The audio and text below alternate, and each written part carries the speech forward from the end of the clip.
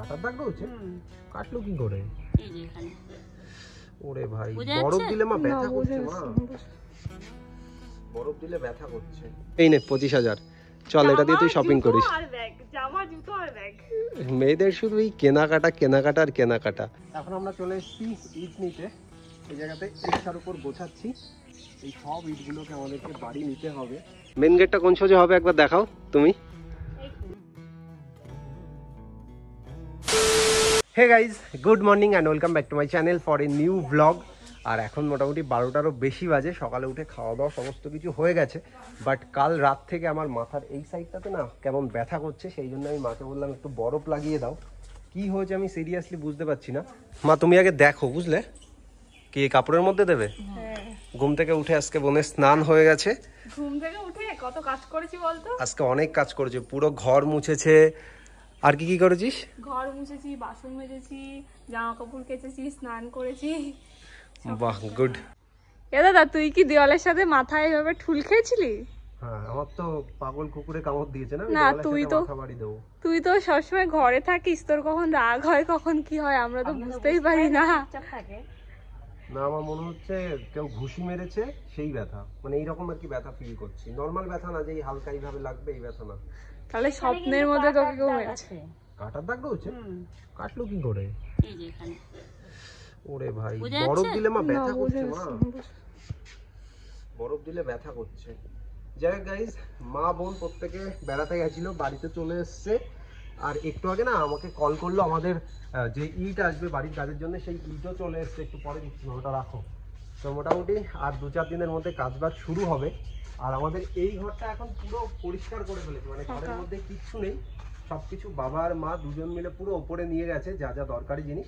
চলো আমি এখন যাব আমাদের ইট এসছে রাস্তাতে, ইটগুলোকে দেখতে ঠিকঠাকভাবে নামাচ্ছে কি।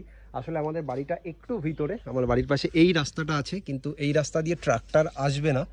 সেই জন্য আমাদেরকে আজকে বিকালেই রিক্সাতে আনতে হবে। আমি তো প্রথমে ভেবেছিলাম যে ওই ছোট ছোট গাড়িগুলো হয় না, ওইগুলোতে মনে হয় ইট দেবে। তারপরে মাকে বললাম, মা বলছে না, অনেক ইট তো, ওই জন্য লরিতে করে দিয়ে যাবে। বড় ট্রাক্টরে দিয়েছে, আমাদেরকে বিকালের দিকেই আনতে হবে সমস্তটা বাড়িতে, যেহেতু রাস্তার পাশে রাখা আছে।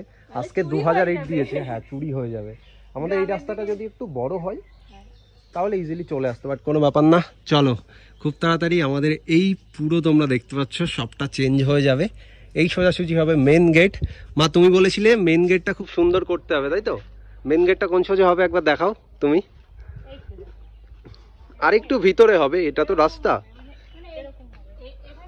হ্যাঁ, পুরো এই সোজাসুজি হবে, পুরো এই সোজাসুজি মেন গেটটা হবে। এই সাইডটাই অনেকটা জায়গা আছে মা। হ্যাঁ, বড় তো করবোই।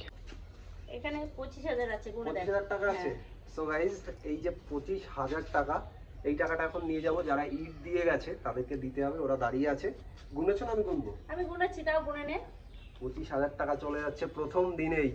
1 2। বাবা, কত টাকা! আমাকে দিতে পারতিস, যে শপিং করে আই 25,000 টাকার। কত রানিয়ে গুনছিস বাবা।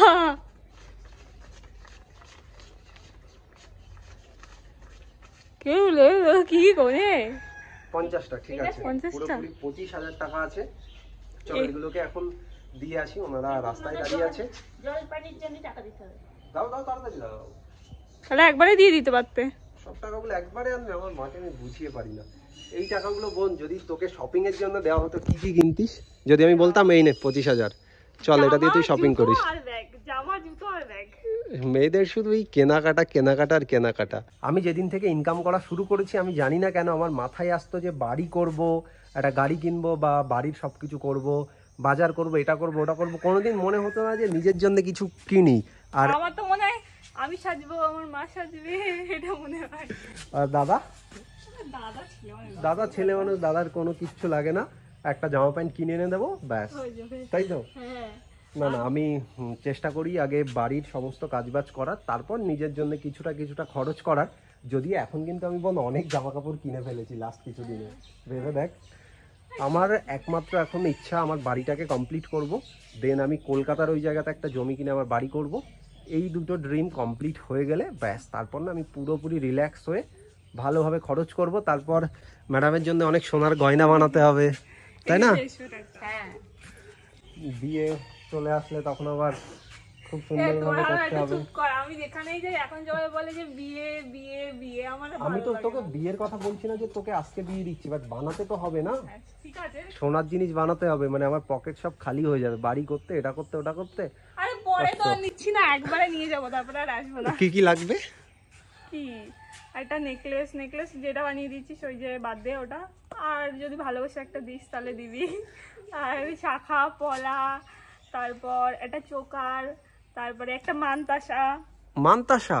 হ্যাঁ। আর কি কি বলো, বলতে থাকো, তোমার যা যা আবদার আছে না, বলো। যা ভালোবাসে তুই দিবি, তারপরে পরে বলবি আমার বোন চেয়ে চেয়ে নিয়েছে। এটাকেই বলে হিপোক্রেসি, কোনো কিছু মুখে বলবে না, যা ভালোবেসে তুই দিবি। জানে দাদা তো সবকিছু দেবে, সবকিছু। আর আমি বোনকে অনেকদিন আগেই বলেছিলাম, মাকেও বলেছি, আমার ইচ্ছা বোনকে সমস্ত কিছু দেওয়ার, তাই তো? অনেকদিন আগে বলেছিলাম না হ্যাঁ বলেছিস, সবকিছু যে A to Z যা যা হয় বাড়ির, মানে এটা আমার ইচ্ছা, আমি মানে অন্যরকম ভাবে কোনো না, আমার ইচ্ছা আমি আমার বোনকে পুরো পায়ের নখ থেকে মাথা পর্যন্ত সুন্দরভাবে সাজিয়ে দেন এই বাড়ি থেকে আমি অন্যের বাড়িতে দেব, এটাই আমার ইচ্ছা। আমি জানি না কতটা কি করতে পারবো, তো সময় হলে দেখা যাবে। অনেকটাই লেট হয়ে গেছে, এখন আমি যাই, সকলেই রাস্তায় দাঁড়িয়ে আছে। চলে এসেছি রাস্তার দিকে, আর আমার পিছনে ওই যে ওই জায়গাতে আমাদের ইটগুলো নামছে, অনেক আগেই আর কি এসছে, এবং ইটগুলো নামানো কমপ্লিট হয়ে গেছে, আমি তো এখন আসছি। সো দেখো এই জায়গাতে মোটামুটি 2000 মতো ইট নামিয়ে ফেলেছে। এই যে যা ইট দেখছো, এই সব ইটগুলো এখন আমাদেরকে বাড়িতে নিতে হবে রিক্সায় করে, এই ট্রাক্টরে করে এসছে, বাট এইটা আমাদের ভিতরের রাস্তায় যাবে না, সেই জন্য আমাদেরকে এখন আলাদা করে রিক্সা বলে দেন নিতে হবে। বাবা ওই জায়গাতে আছে। এই যে হচ্ছে আমার বাড়ির রাস্তা, এই রাস্তাতে এই ট্রাক্টরটা ঢুকবে না, সেই জন্যই আর কি একটা রিক্সা আনতে হবে। এবং কমপ্লিট না নামানো হয়ে গেছে এইসব, 2000 আছে মোট না? তো এই জায়গাতে 2000 ইট আছে, এই সাইড থেকে ওই কর্নার পর্যন্ত। তোমাদের বাড়ি কোথায় দাদা? কৃষ্ণনগর। ইটগুলো ওই জায়গা থেকেই আনলে? তেহট্ট থেকে এনেছে ইটগুলো। ওকে, ফাইনালি আমাদের ইট নামানো কমপ্লিট হয়ে গেছে, পুরো ট্রাক্টর ফাঁকা, ওই সাইডে আমাদের ইট কমপ্লিট, তাই তো? টাকা দেওয়া কমপ্লিট, দাদারা সমস্ত কিছু বুঝে নিয়েছে। আমাদেরকে এখন বাড়ি নিতে হবে এই সমস্তগুলো, একটা রিক্সা যাও তাড়াতাড়ি নিয়ে আসো, আজকের মধ্যে না নিলে থাকবে না রাস্তার সাইডে। একদম তাই, ঠিক বললাম তো দা? একদম হিসাবে তাই। তোমার বাড়ি এই জায়গাতে, তুমি নজর রাখবে, ঠিক আছে? সকালে যদি না নাও 500 ইট হাওয়া, ইট যদি কমে সব কিন্তু সব তোমার ধরবো, একটা ইট যদি কমে। যাই হোক, আমাদের ইট নামানো হয়ে গেছে, মোট আমরা 2000 ইট নিয়েছি। এই যে হচ্ছে আমাদের পুরো ইট, এই মাথা থেকে শুরু করে এই মাথা পর্যন্ত। এখন আমরা চলে এসেছি ইট নিতে, এই জায়গাতে রিক্সার উপর গোছাচ্ছি। বাবাও এসছে, বাবা জাস্ট ওইদিকে গেল। এই সব ইটগুলোকে আমাদেরকে বাড়ি নিতে হবে, বাট তেমন কষ্ট হচ্ছে না কিন্তু। আসলে আমি সারা দিন বিছানায় শুয়ে থাকি, আমার মা আছে এই জায়গাতে, আমার কিন্তু আজকে ইচ্ছা করছে কাজ করতে, সেই জন্যই কাজ করছি। আমি সারা দিন পুরোপুরি বিছানার উপরে শুয়ে থাকি, আজকে অনেকদিন পরে একটু কষ্টের কাজ করছি। একবারে আমরা 100 পিস করে নিয়ে যাচ্ছি। আমরা অনেক সময় ধরে ইট আনছি, এই জায়গাতে তো নামানো হয়ে গেছে, আরো এক ভ্যান নিয়ে এসছি, এটা দিয়ে 3 নম্বর টিপ চলছে। একবারে ওই 80, 90, 100টা করে চলে আসছে। দুবার এনেছিস তাই না? দুবার, এটা দিয়ে 3টে, মানে দুবারে কতগুলো এনেছিস? 182টা, আর এবার এসছে 112-13টা এবার এনেছি।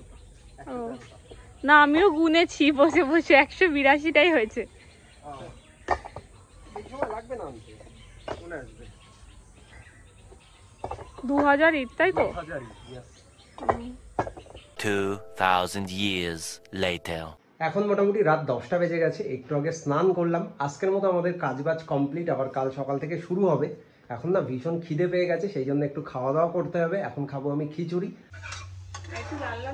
হ্যাঁ, আর একটু ভালো করে, আর একটু ছোট ছোট করতে পারতিস, আমি বললাম একটু ঝুরঝুরে করে ভাজবি। খিচুড়ির সাথে এই ডিমটা আমি খেতে চলেছি একটু পরেই। 2টো ডিম ভেজেছিস? ওকে।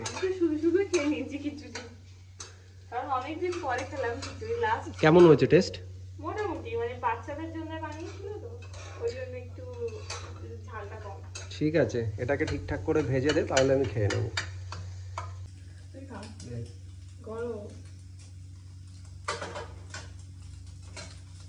ঠিকঠাক আছে, আর একটু লবণ হলে ভালো হতো, বাট ওকে, কোনো প্রবলেম নেই। খিদে পেয়ে গেছে, আজকে আমি দুপুরে খাইনি তো, এখন খেতে হবে, একটু কাজ বাজ করেছি। পেটের ভিতরে এখন ছুঁচোই জল মারছে দাদার। তুই তো সারাদিন ঘরে বসে কাটিয়ে দিলি। আমি কাজ করেছি দুপুরে, বল আমি কম কাজ করেছি? হ্যাঁ, দুপুরে বোনাসকে অনেক কাজ করেছে, পুরো ঘর মুছেছে। ওকে গাইজ, এখন খাওয়া দাওয়া করবো, ভীষণ খিদে পেয়ে গেছে। এই যে হচ্ছে ডিমের ঝুরঝুরি বোন এটা বানিয়েছে, আগে এটা একবার খাই। হ্যাঁ, কেমন? ভালো হয়েছে, বাট আমি চাইছিলাম আর একটু ঝাল যেন হয়। তার তাহলে? সাথে এখানে আমাকে খিচুড়ি দিয়েছে, এই যে হচ্ছে খিচুড়ি। কি টেস্ট! সারাদিন পর খাচ্ছি তো, অসাধারণ লাগছে। এটাকে আমি এই জায়গাতেই ঢেলে নেবো সমস্তটা। আমি ওই রকমই দিতে চেয়েছিলাম, মা বলে কি বাটিতে দে। না বাটিতে কেন, ডিমের সাথে খিচুড়ি খাবো এইভাবে। হাত দিয়ে খা, আরো বেশি মজা লাগবে। হাত দিয়ে আমি পারবো না। আমি জানি তো তুই হাত দিয়ে খাবি, এত কুড়ে মানুষ। আমি কুড়ে। তাছাড়া কি? ওকে গাইস, এখন খিচুড়িটা খাবো, এবং আমাদের আজকে না আমরা অনেকটা কাজ করেছি, সকালে আবার ইটগুলো আনা হয়ে গেছে। এখনো 300-400-500 ইট আছে, মোট 2000 ইট দিয়েছিল আমরা, অ্যাপ্রক্স 1300-1400 তো এনেছি না। হ্যাঁ, এখনো 400-500 আছে, যেগুলো কাল সকালে আনবো।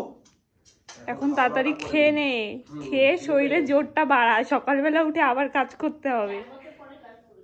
আমি আজকে 3 থেকে 4 বছর পর এইভাবে কাজ করলাম, মানে মাঝে 3-4 বছর না আমি ভীষণ লেজি হয়ে গেছি, বিশেষ করে লাস্ট 3-4 মাস ধরে আমি বিছানায় শুয়ে শুয়ে কাটাই সারা দিন। আজকে কিন্তু আমি পারলে আমি করতে পারতাম না, মানে আমি না করলেও আমার বাবা করে নিত বা লোক দিয়ে ঠিক করিয়েই নিত। আমি নিজে ইচ্ছা করে কাজ করতে গেছি যে আমি একটু কাজ করব, তা না হলে পুরো ল্যাটখোর হয়ে যাচ্ছে সারাদিন করে বিছানাতে, সারাদিন। একটা টাইমে আমি অনেক কাজ করেছি, আমি নিজে 6 মাস 8 মাস টাইলসের কাজ করেছি, কাজ বাজ আগে করতাম। বাট যেদিন থেকে ভিডিও করা শুরু করলাম তারপর থেকে ভীষণ লেজি হয়ে গেছি। এই যে হচ্ছে আমার 24 স্বর্গ। ঘন্টার জায়গা, স্বর্গ। সেই জন্যই আমরা কাজ বাজ করলাম, এবং নিজেদের কাজ নিজেদের করতে অনেক ভালো লাগে সিরিয়াসলি। চলো এখন খাওয়া দাওয়া করি, তারপরে তোমাদের সাথে দেখা হবে। খাবি তুই? না, তুই খা। তোর তো খাওয়া হয়ে গেছে।